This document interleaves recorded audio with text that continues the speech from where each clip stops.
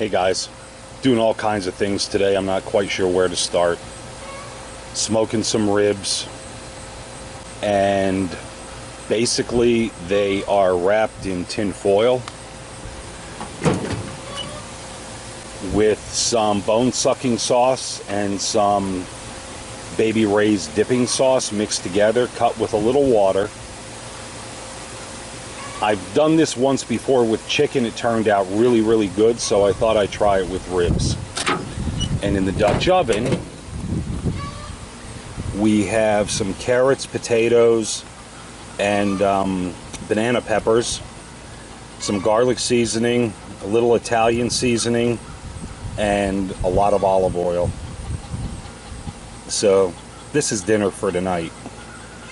Cut part of the yard. The old Cub LT is working fine. No complaints there. To get into the tighter areas, I bought this little Boland's 20-inch push mower. Places that you just can't get into with a riding mower. Side discharge, 1-year warranty, 125 cc.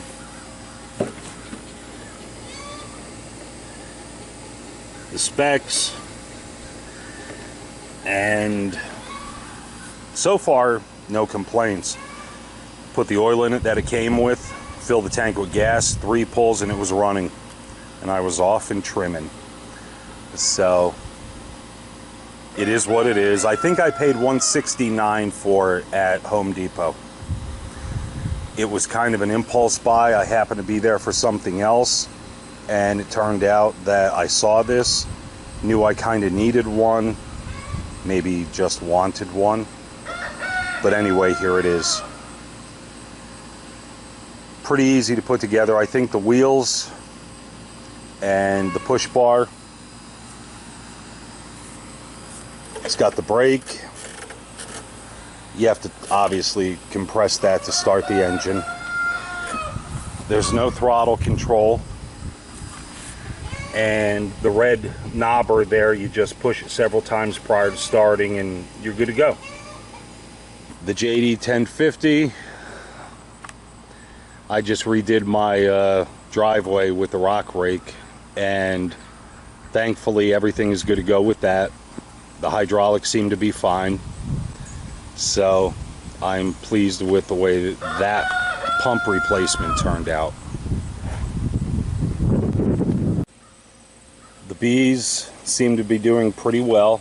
I haven't cracked open the hive since last week. I did put a honey super or a shallow box with some drawn out comb, and from what I can tell, everything is good to go. So next weekend I'm going to open this up, take a look, and I'm probably going to treat for Varroa. It's August 2nd today, I think, or 3rd. I can't even believe it's August already. But anyway, I'll keep you posted on the beehive progress.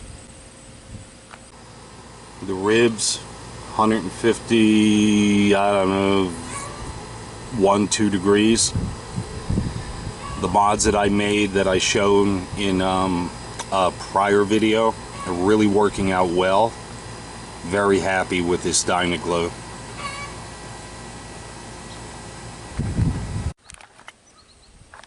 My quasi Ruth Stout garden method. I have to admit that I was a little apprehensive with the chipmunks and moles, voles, red squirrels, whatever, eating everything that I planted right down to the ground. But the spaghetti squash, the acorn squash, the winter squash, they're all doing right now pretty darn well.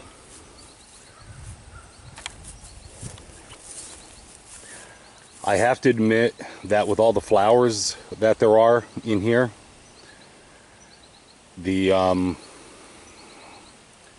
fruits are kind of thin. Not in size, but in numbers. So if you look around, there's quite a bit of squash in here. It's kind of hard to see because it all matches its surroundings.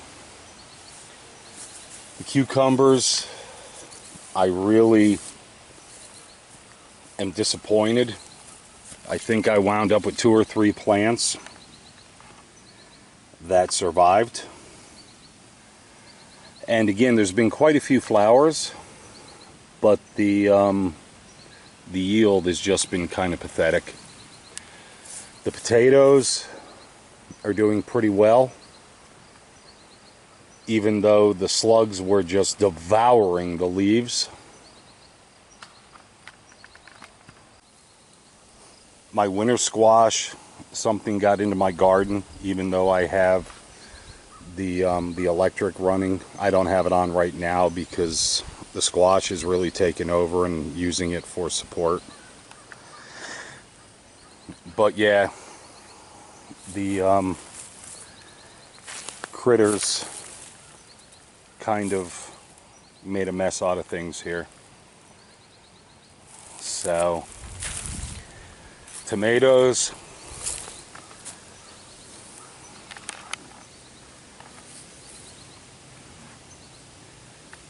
got quite a few plants.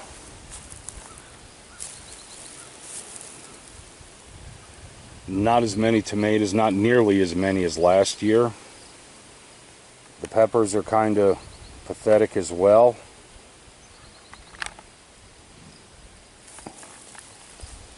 Now there is one, the weeds are here, but they're not ridiculous. But anyway, this tomato plant actually knocked over its cage.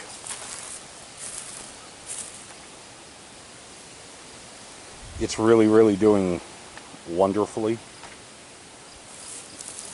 A couple of more. Some corn that actually survived, not many. And I'll tell you what's doing the best this year is the yellow squash. And I've got these tomatoes that are just popping up everywhere that I didn't plant this year, but I'm sure they're obviously seeds from last year. The yellow squash to date, I've picked 14. And these guys here are just kicking. See a couple of places where I cut some off this morning. I think I got 3 this morning. But yeah, the yellow squash is doing the best. The eggplants, very sad, want to make me cry. And the other side with potatoes, actually some of the flowers, or I should say they're starting to flower. But we're going to nip those off very shortly, probably today. And we're going to let them continue. There's a good solid 2 months left anyway in my growing season in Northeast PA.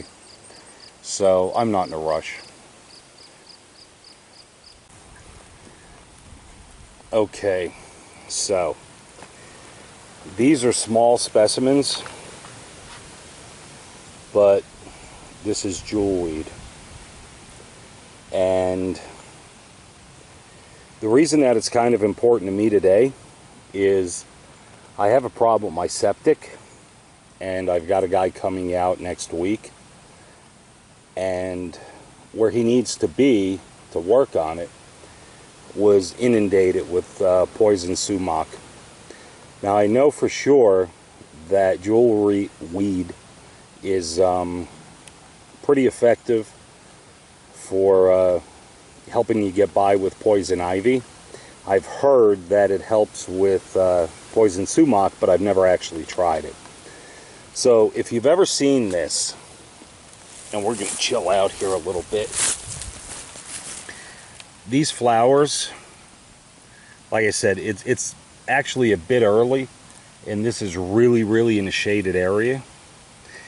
But you'll see zillions of these flowers, and they make a seed pod that looks sort of like a tiny banana. And when they reach maturity, if you touch that seed pod, they actually explode, scattering the seeds around. This is what the leaf formation looks like. So what you want to do prior to acquiring poison ivy or poison sumac is you want to gather a bunch of these plants, and I'll show you what I do with it anyway. And believe it or not, these are edible, but you do have to cook them because there's a compound in them that's not good for you to be eaten raw. So you want to make sure you cook them, make sure you properly identify this, do a little research before you do anything, and you know, check it out from there. So what I'm gonna do is, I've got my little glass bowl, and I'm not going to bore you with the entire process, but I'm going to pick a bowl full of these Jewelweed.